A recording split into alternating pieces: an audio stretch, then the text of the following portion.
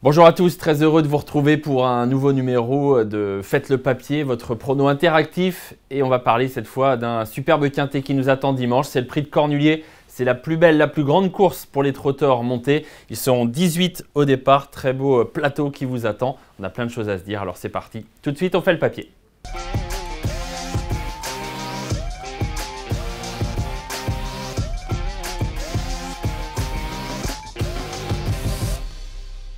Avant d'étudier en détail cette superbe course, je vous invite à partager nos vidéos, à commenter également celle-ci, à me donner pourquoi pas votre favori pour ce prix de Cornulier 2024 qui s'annonce assez passionnant. Moi, dans quelques instants, je vous dévoilerai le mien. Et puis bien sûr, n'hésitez pas à vous abonner à notre chaîne YouTube sur laquelle vous trouverez plein de contenus. Il y en a d'ailleurs beaucoup déjà disponibles pour ce prix de Cornulier.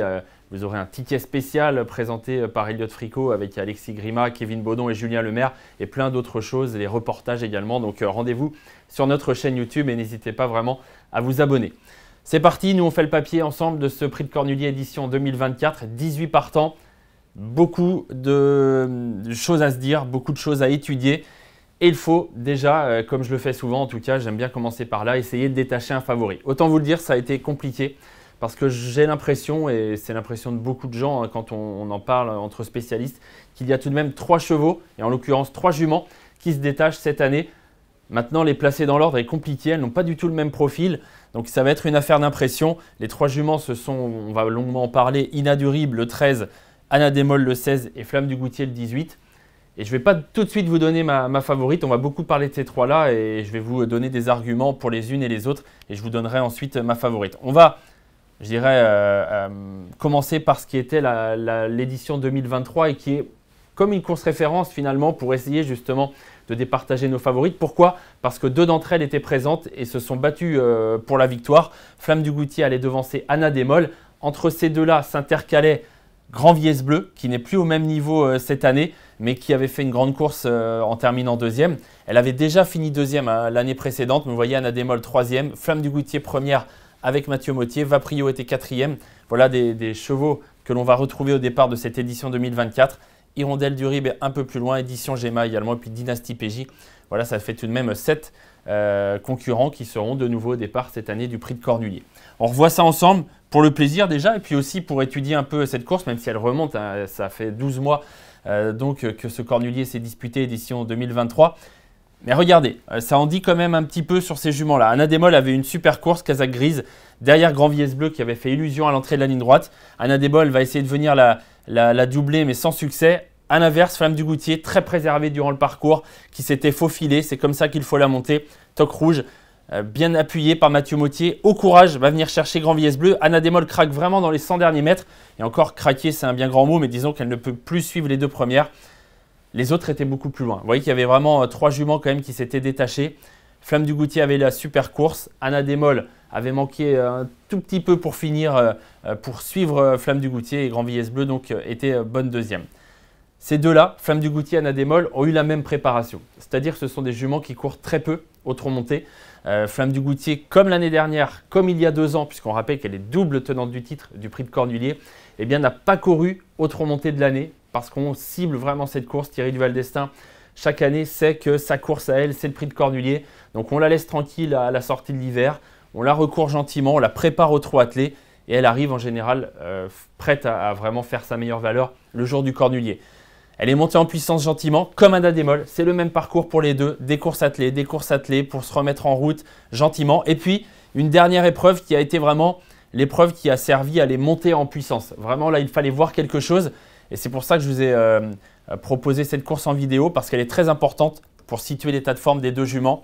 C'est la seule qu'on ait vraiment à disposition pour situer leur état de forme. Celle d'avant ne compte pas, entre guillemets. C'était vraiment un travail foncier qu'effectuait leur entraîneur. Là, c'était plus comme un fractionné en fait. Là, on leur ouvre un peu les poumons. C'est la dernière course avant le Cornulier, donc c'est important. Et ce qui est assez amusant, c'est de voir qu'elles vont finir vraiment ensemble. On ne pouvait pas faire plus proche, ou quasiment pas en tout cas. Flamme du Goutier, Kazakh Bleu, Toc rouge. Anadémol dans son dos, Kazakh Grise avec une bande rouge. Et vous allez voir, ces deux-là vont faire quasiment la même ligne droite. Regardez, côte à côte, Toc rouge, Toc Grise, là, les 2 juments qui, à distance de Guderi près, se peaufinent leur préparation pour le Cornulier. Elles sont roue dans roue, elles sont vraiment ensemble. Mais leur course est bonne, à toutes les deux. Elles sont 6 et 7e d'une course qui était une course d'un bon niveau. Évidemment, c'était le prix de Bourgogne, remporté par Guderipré. Le chrono était satisfaisant, l'attitude était bonne. Donc moi, je dirais que pour ces deux-là, il n'y a pas de souci. Pour ces deux-là, ça colle. Flamme du Goutier avec Thierry Duval d'Estaing, avec Mathieu Mottier.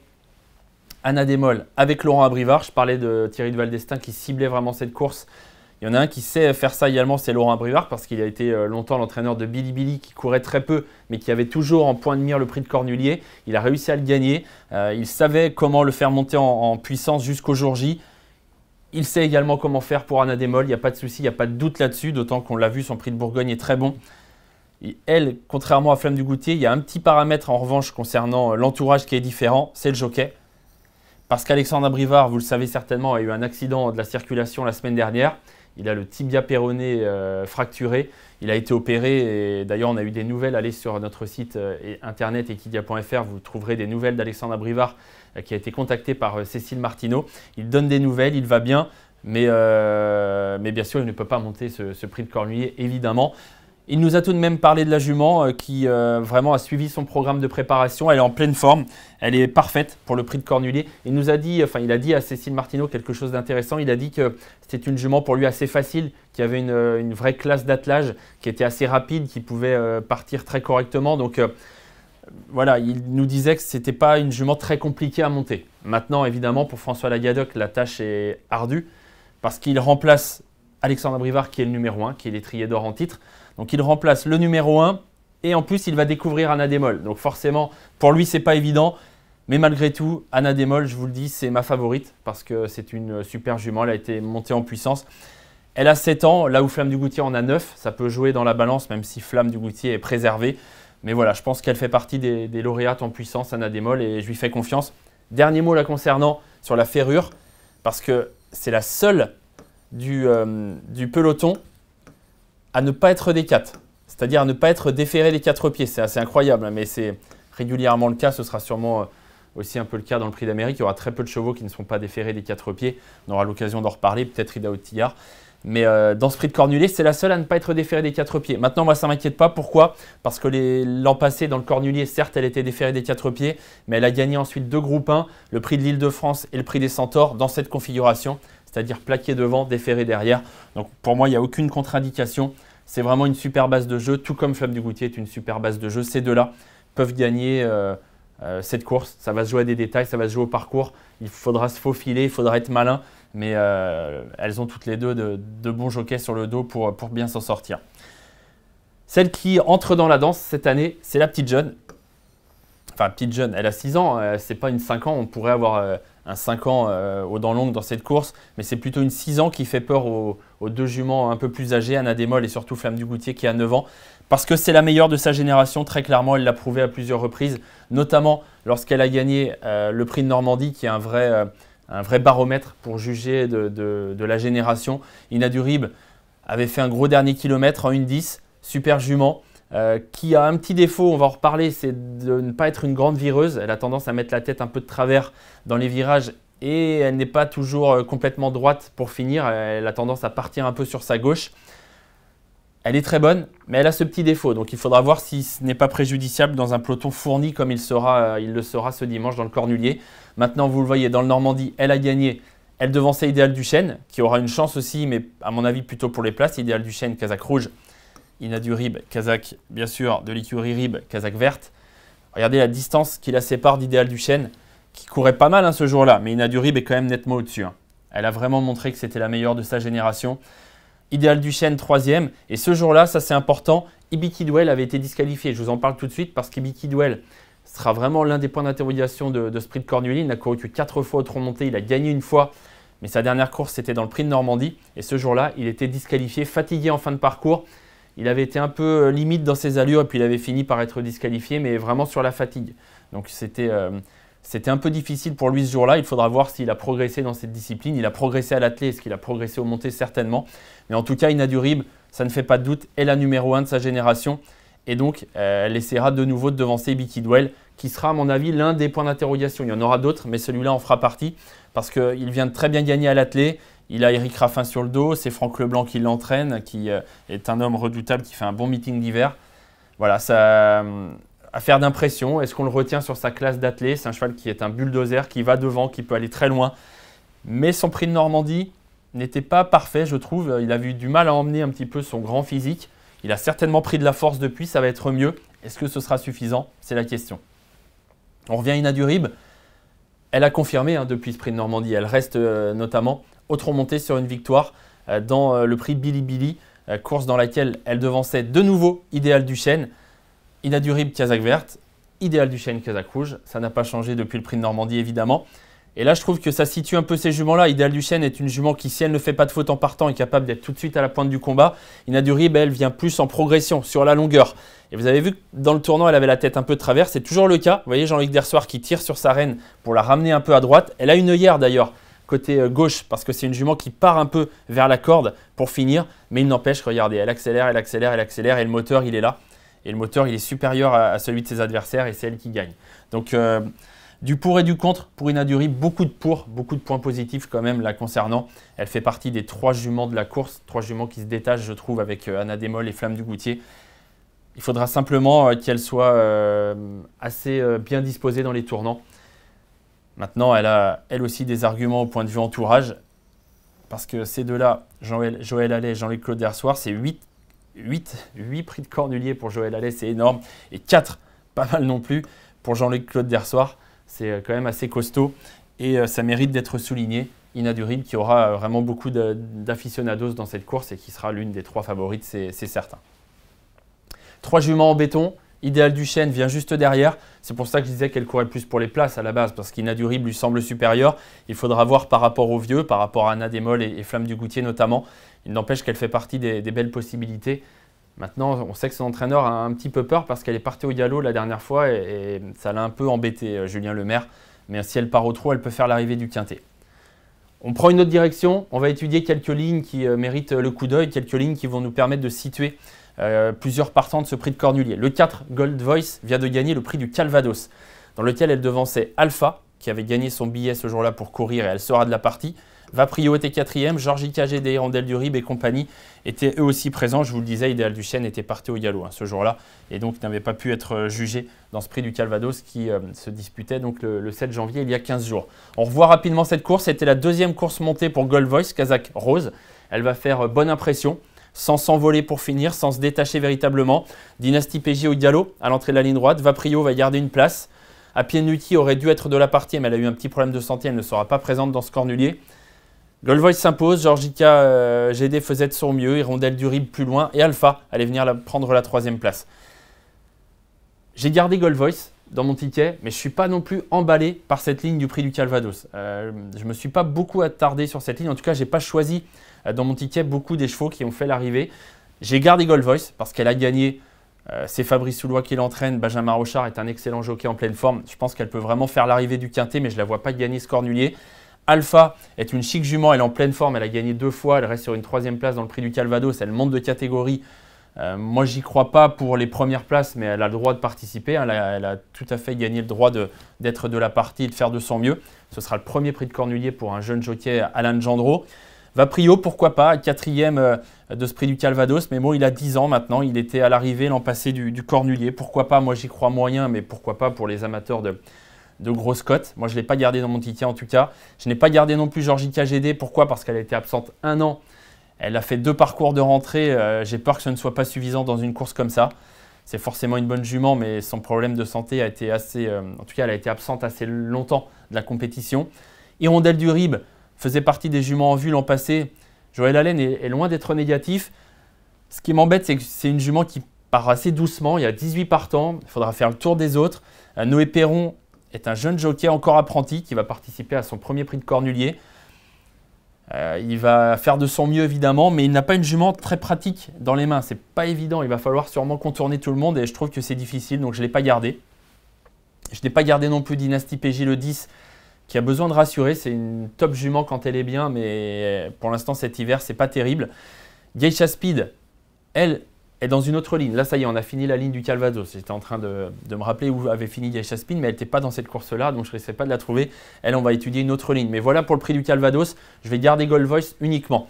Autre ligne, celle du prix Jules Lemonnier. Geisha Speed était 2e, battu de peu. Fougue du dollar, hirondelle du rib, Grand Viès bleu, ça c'est important. Je vous ai montré le bon côté de Grand Viès bleu, deuxième à 2 reprises du cornulier. Là, c'est beaucoup moins bien et il va falloir faire un choix. Ça va être l'un des points d'interrogation de la course. Moi, je ne l'ai pas gardé, je vous le dis tout de suite, Grand Viès bleu, parce qu'elle n'a pas été bonne pour l'instant cet hiver. Il y a un petit problème avec elle. Geisha Speed va lutter pour la victoire. Elle, je l'ai retenue pour les places. Elle va finir près d'Omer de Fromentel. Fougue du dollar juste derrière. Hirondelle du rib. Et puis, vous voyez, regardez Grand Viès bleu, elle est seulement là. Ce n'est pas son vrai visage, ce n'est pas son niveau. Elle vaut beaucoup mieux que ça. Ce sera une affaire d'impression. Je garde Geisha Speed pour les places. Chic Jument, toujours à l'arrivée. Elle peut être 4-5e à mon avis. Mieux, ça me paraît dur, mais 4-5e, pourquoi pas. Fougue du dollar, ça me paraît être un niveau tout de même en dessous, même si on l'a vu donc bien se comporter dans ce prix Jules Lemonnier. Et Grand Viès bleu, donc à mon sens, gros point d'interrogation. C'est vraiment le cas le plus difficile de la course. Super Jument quand elle est bien, mais alors ces 2 dernières courses, hyper inquiétantes. 8e en craquant complètement pour finir l'avant-dernière fois. Et 5e dernièrement, elle a eu des petits problèmes. On sait qu'elle avait la trachée sale. On sait également que Pierre Lévesque a dit qu'elle avait bien travaillé cette semaine, qu'il était rassuré, qu'il y comptait pour une bonne performance. Mais voilà, moi j'ai fait un choix, c'est un choix risqué. Je ne sais pas si vous ferez le même. En tout cas, moi j'ai choisi de ne pas la garder, de faire l'impasse sur Grand Viès bleu cette année parce que j'ai besoin d'être rassuré, tout simplement la concernant. En revanche, je vais garder celle-ci, que j'aime bien, Esperanza Idol. Pas pour gagner là encore, mais pour les places. Regardez sa musique, magnifique. Hein. Elle fait toujours de son mieux, autrement montée, elle est irréprochable. C'est une fille de la championne Fan Idol, que l'on a bien connue évidemment, qui était une top jument au trot attelé. Ce que j'aime bien chez elle, c'est qu'elle est dure, c'est qu'elle fait toujours de son mieux, c'est qu'elle est en pleine forme. Elle vient de gagner le prix Évonique Baudin avec Marius Durville. Là, c'est Jean-Yann Ricard qui la connaît par cœur, qui va la retrouver. Les chronos sont bons, pourquoi pas Esperanza Idol dans le quintet, ça me paraît possible. Pas pour gagner, mais dans le quintet, c'est à mon avis une chance régulière. Elle sera déférée des 4 pieds, elle n'était que plaquée la dernière fois. Donc voilà, jument en tout cas hyper sympa, hyper attachante. Et Noël Langlois, son entraîneur, tente sa chance. Lui qui est un entraîneur de province, que l'on voit essentiellement dans la région sud-ouest. Et il tente sa chance avec sa bonne jument donc, dans ce prix du Cornulier. Ce jour-là, édition Gemma était un peu plus loin, 4e. Ça me paraît dur, même si l'an passé, elle avait bien couru dans le prix de Cornulier. Pour Anna, ça va être difficile également. Elle reste sur une 2e place derrière le bon Go for the Gold. Mais elle monte de catégorie. Pour moi, c'est compliqué de la voir à l'arrivée tout de même. Et puis, c'est très compliqué également d'imaginer Finn Pearl of Love à l'arrivée. On se fait plaisir. Mais a priori, elle est barrée pour les premières places, Finn Pearl of Love. On a fait le tour des 18 partants de ce prix de Cornulier. Il y en a 8 que j'aime beaucoup.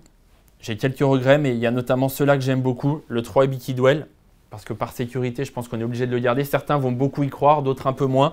Moi, je suis un peu entre deux. Sur sa valeur attelée, bien sûr. Mais monter la dernière fois, c'était limite au niveau des allures et on l'a vu fatigué pour finir. Il a progressé là-dessus, il a pris de la force. Donc ça peut aller peut-être dimanche, c'est un top cheval. En tout cas, il a un moteur exceptionnel. Gold Voice qui vient de gagner le prix du Calvados. Donc je la garde dans un ticket. Geisha Speed, chic jument qui peut prendre une place. Esperanza Idol, là encore, vraiment super petite jument qui peut venir prendre une place à Bellecote.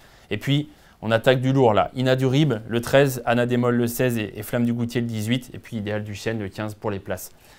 8 chevaux que j'ai joués de cette façon. Vous allez le voir. 3 bases. Parfois, j'en prends 4. C'est plus risqué. J'en ai pris 3. Ça va coûter plus cher. Mais je vais tenter comme ça parce que je trouve que ces 3-là sont en béton. Alors, ce seront les 3 favorites certainement. Mais il faut essayer de trouver l'ordre. J'ai tenté Anna Démol en tête. Ina du Rib 2e et Flamme du Goutier 3e. Le 16, le 13 et le 18. Et derrière, le 3. Ibiki Duel, le 4 Gold Voice, le 7 Geisha Speed, le 12 Esperanza Idol et le 15 Idéal du Chêne. Flexi 25%, c'est assez rare que je vous propose un flexi, mais j'avais envie de tenter avec seulement 3 bases. Ça coûte 10 €. Et pourquoi je tente un flexi? Parce qu'il y a une tirelire de 1 million d'euros. Donc, je me dis que même en flexi, ça vaut le coup de la décrocher. Il faut tenter. Il faut tenter sa chance et en prenant 3 bases, il y a quand même moins de risques qu'avec 4 bases où souvent il nous en manque une malheureusement parce que c'est pas évident déjà de trouver 4 des 5 chevaux à l'arrivée. Donc 3 bases et 5 associés, 10 €. Après vous pouvez le tenter à taux plein et je vous souhaite surtout de décrocher la tirelire d'1 million d'euros. Ça va être passionnant en tout cas. J'espère que vous allez prendre du plaisir vous aussi à suivre cette émission, à faire le papier. Vraiment je le répète, mais n'hésitez pas à me donner votre favori ou votre favorite. Il y a plus de chances d'ailleurs que ce soit une favorite pour la course de dimanche parce qu'on a tous un peu la nôtre, surtout entre ces 3-là j'imagine. Et vraiment ça s'annonce très sportif. Dimanche à Vincennes, 15h15 pour le départ de la course. Comme d'habitude, je vous souhaite bon jeu à toutes et à tous. Puis on se retrouve très vite. On parlera notamment la semaine prochaine du Prix d'Amérique Legend Race. Salut à tous et à bientôt.